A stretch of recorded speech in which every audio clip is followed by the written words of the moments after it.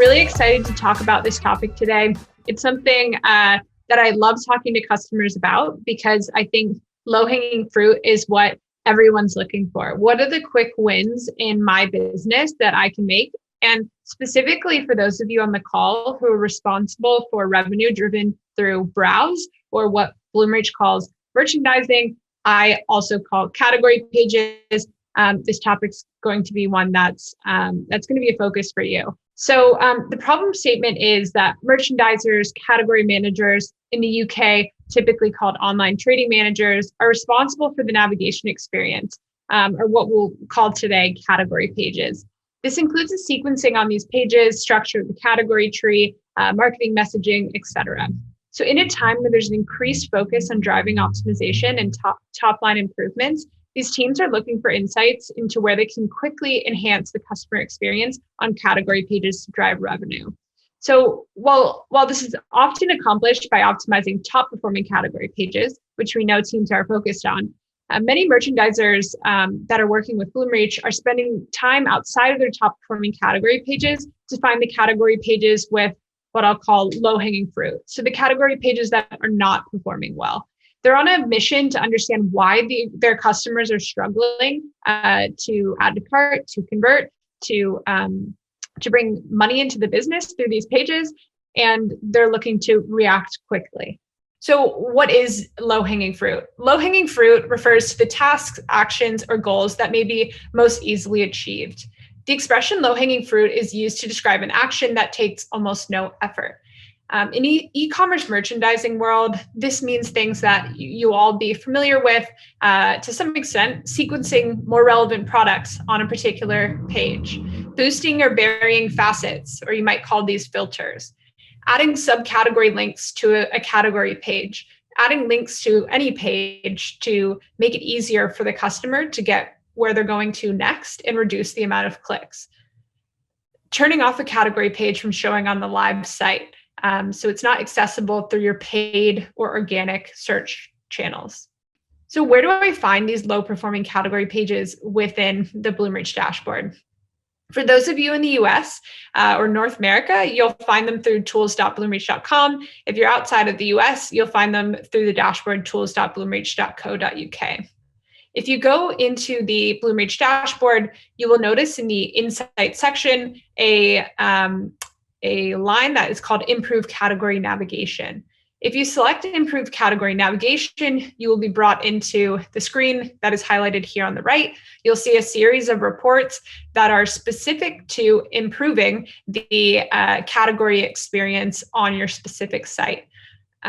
Reviewing these low-performing category pages and taking action on low-hanging fruit can result in many low-effort actions that result in a large impact. So the thought process here is many small actions can lead into a big impact number. So when you click into this Improve Category Navigation section of the Insights tool, the first four reports that you'll see are what I like to call the big four. So the four reports that Bloomreach is highlighting KPI issues for category pages. So the four that you'll see in this order are low converting category pages, so pages that have a low conversion after rate, high exit rate category pages, categories with potentially missing products, and high next search traffic category pages. All of these pages are going to highlight to a merchandiser or an online trading manager, an analyst, potential to dig in and optimize. I'd like to highlight an example of how you might think about using these reports. So if I, for this exercise, use the high next search traffic category page report, which is a mouthful, this is going to highlight to me category pages where there's a high amount of my customers who use the search bar next. If a high amount of your traffic to a particular page, their next action is using the search bar, this can indicate that they're not finding what they're looking for on the particular page that they're looking at. So there's a potential to optimize and make the customer experience better for this specific page. So in this example, reviewing the high next search traffic category page report, I identify that my category for Passover, so this category ID number 117400, has a 25% next search traffic rate. So it means in the of the overall visits in the last 30 days, about 25% of those visits have used the search bar directly from that category page. So this is, again, highlighting an opportunity to me that I can improve the customer experience. But the next natural question is, what are they searching for? So if you use the caret down from this report in the high next search traffic report, you will find the site searches directly from this category page. This is the report that's going to tell you, what are people searching from this particular page? Are there any patterns in what people are looking for? And what's the number of visits that is going and searching each of these different queries from this page? So this report's going to allow you to dig deeper into what customers are searching for and see if there is, in fact, something that you can optimize here. So when I click into this site search directly from this category page report, you'll see highlighted here that there are two specific search queries with a higher frequency. So Jewish is the first one. The second query is kosher. So these are search terms that someone is entering into the search bar after they go to the Passover category page. This provides an opportunity for us to optimize here. And the questions that you want to start asking yourself in this situation is, does the search frequency warrant an action on the page? So how many times is someone searching this particular query? And does that type of action warrant an optimization on this page? The second question you might ask to optimize is, where are the kosher items merchandised in this category page? Can I boost those products to make them more easily accessible to the customers who are coming on this particular page? And the third is, what does my category tree structure look like? Am I making it easy for the customer to navigate to other related category pages? So if I'm on a Passover category page, what might I be looking for next? And is the category structure and the layout of this particular page and the links on that page making it easy for customers to get to the next place on the website that they're looking for?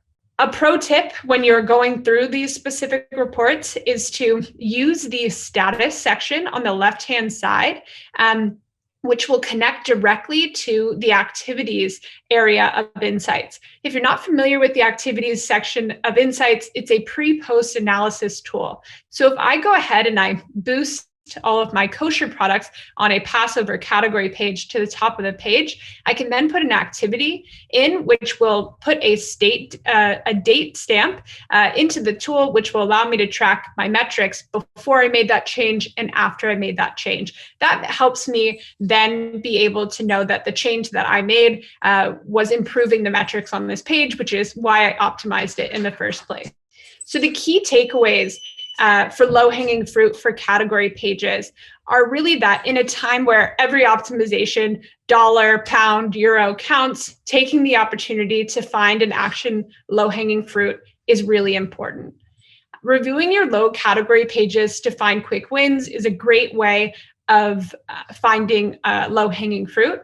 And to find out more information about Bloomreach Insights, if you're newer to that section of our dashboard, we've added the link to our documentation to find this particular example and the area that we recommend focusing on for low-hanging fruit related to category pages. You'll want to go to the Insights section of the dashboard and navigate to Improve Category Navigation, which is in the Opportunities tab in Insights.